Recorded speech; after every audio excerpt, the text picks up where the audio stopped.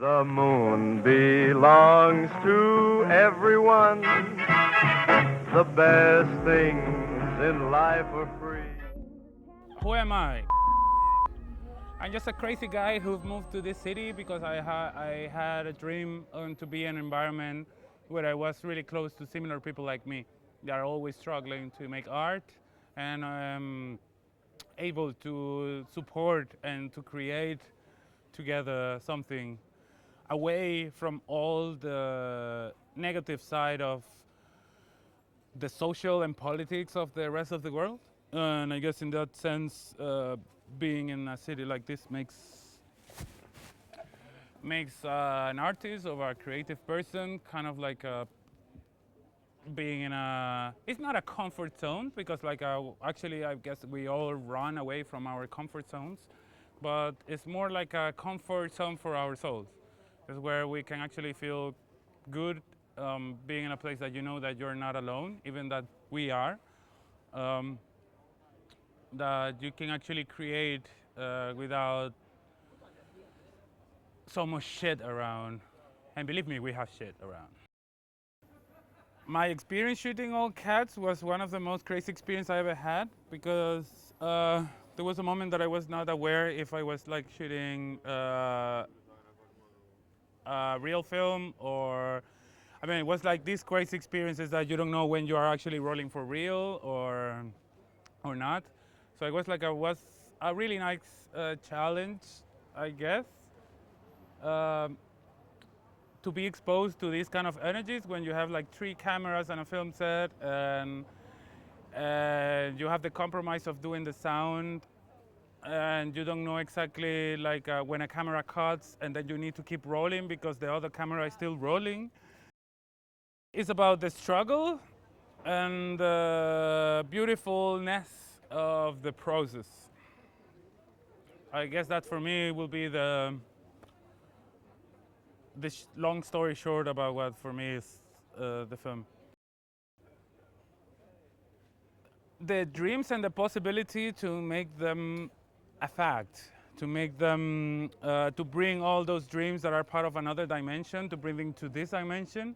And I guess that's part of the creation process, what actually I believe is one of the most interesting things on filmmaking, is the process, more than the final result. When you are part of a filmmaking crew or whatever, I guess like the most coolest thing is like to be part of the process. And I guess it's really cool to be part of a process that actually has different sub processes happening in another layers. And I guess yeah, I believe that's the main inspiration of the project or the script. I imagine that inside of the suitcase there are elements of power, and that could be money, could be diamonds, could be whatever you believe is power to you. That could be also an abstract thing. That could be also just inspiration. Could be inside of the suitcase. That could be also like a valuable idea. No, I guess like filmmaking always have been like a way of resisting, and I guess like a filmmaking is something like something so intimate that I guess you can do filmmaking with a cell phone, a smartphone in your room, in your house. I guess that Corona is only a problem for the people that actually has a lot of money and big productions.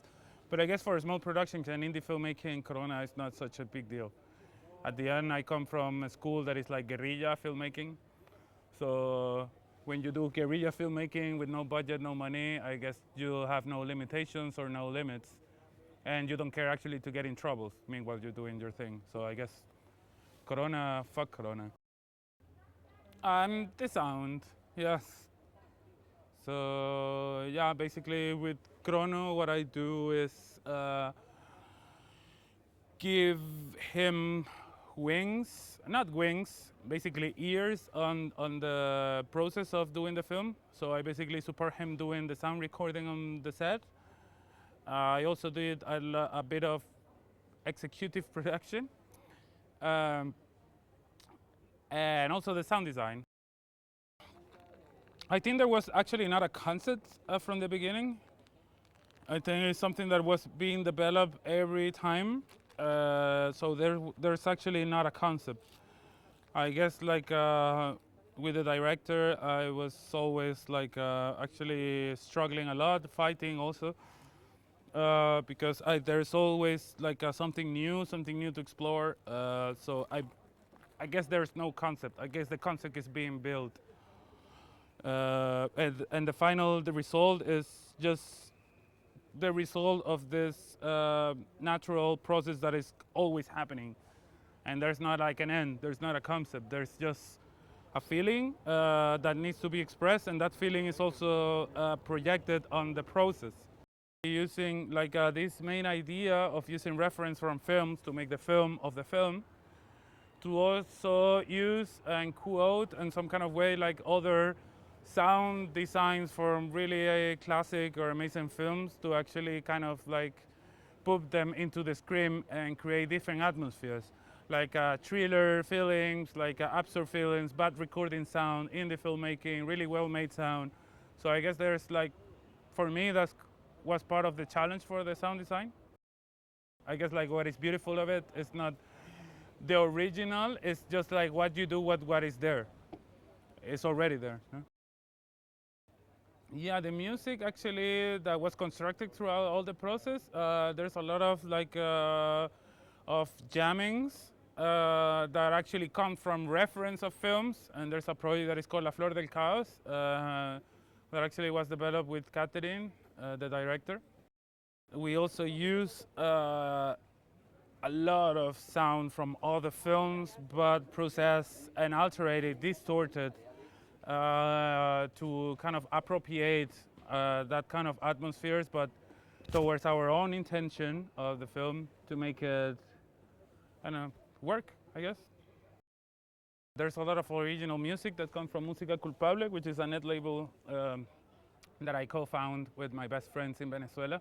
And yeah, so there's also like music from myself, which is a project that actually I'm developing and about to release really soon. And yeah, I mean, there's a lot of original stuff, things that are not original, things that are distorted, things that are like, but what I'm pretty sure we are kind of always shaping all the material that we collect.